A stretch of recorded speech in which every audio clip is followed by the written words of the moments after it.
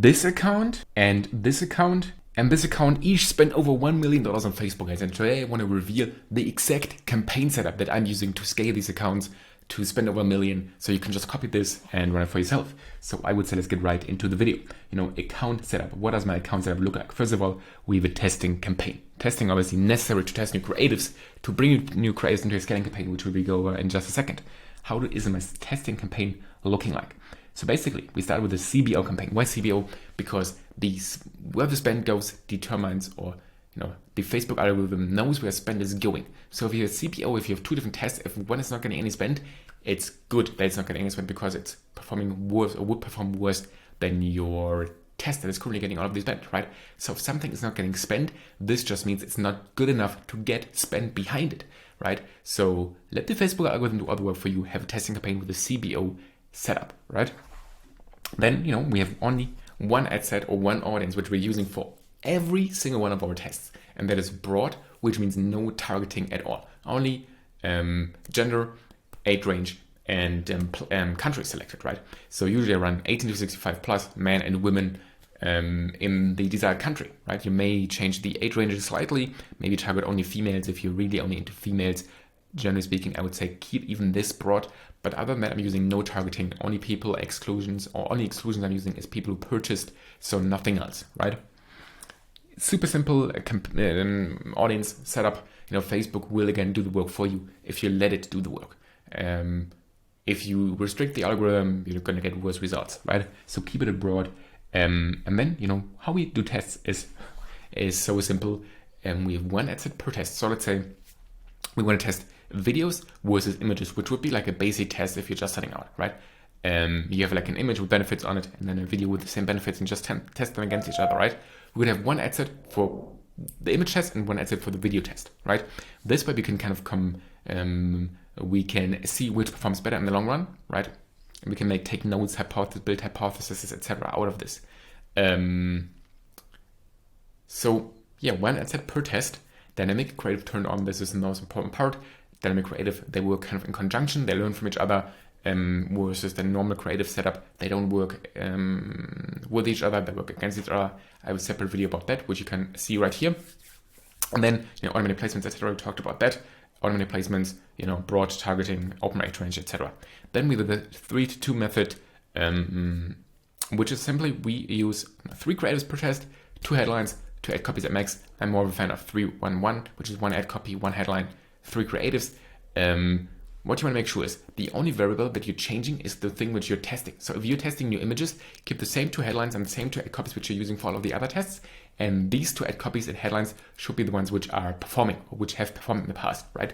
So just use these 2 headlines, 2 ad copies that work, 3 new creatives in there, and you're good to go. Then simply, if you launch a new test, duplicate that particular ad set, rename it, and launch your 3 new creatives and keep your headline and ad copy, right?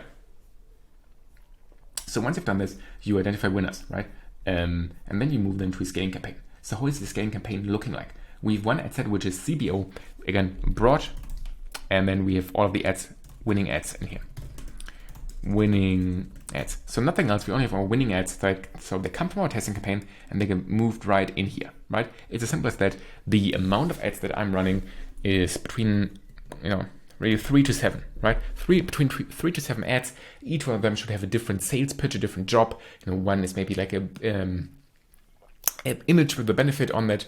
Another one might be like a UGC video, whereas another one might be like a founder's video, founder's image. There's tons of different combinations that you can do with your ads. Just keep in mind that every of these ads, they should have a different job because otherwise they're working against each other again. So let's say you are selling... let's assume that you're selling clothing and you basically have the same product and the same ad, right? They kind of work against each other because they're having the same sales pitch. Whereas if you have like one image which focuses or which has like a customer testimonial on it, and then another image which has benefits on it, they don't target the same audience really, right? They go after slightly different audience and they have different jobs. Maybe one is better at converting top of the funnel people, maybe one is better at converting middle of funnel people, for example, right? So this is why it's crucial that you have different ads because otherwise you're kind of going after the same people. This is why accounts where there's like 10 UGC videos running and they're all somewhat similar. They're never going to succeed because you just should identify the one winning UGC video with one simple winning concept, and then identify or put in other winning ads, and not just more UGC. And more UGC is simply not the solution, right? Then second thing, Advantage Plus. I use that for horizontal scaling. Advantage Plus, most of the accounts now have access to it. It's a great campaign. I used to use it as a standalone scaling campaign, but I've learned over the past weeks that it has a slightly different algorithm to it, where it's going after people who have a high purchase intent, which makes the audience in itself a little bit smaller than just going broad, which is why I now like to use it more for horizontal scaling, because it is a good addition to your CBO campaign. But if you're only running Advantage Plus, your frequency will eventually go up to points where you can't sustain having one simple, one Advantage Plus campaign only anymore. So that's what I can, give you, is have a CBO as your main scaling. And then even though it's super tempting, have your Advantage Plus as a horizontal scaling, which is, you have the same ads in there as in your CBO, but it's not having as high of a budget, right? And this is how I like to use Advantage Plus.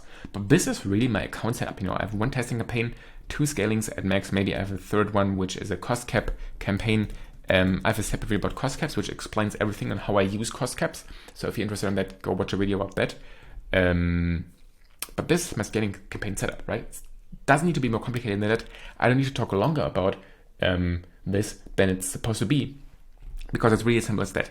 The hard part is, finding ads that are winning, identifying winners.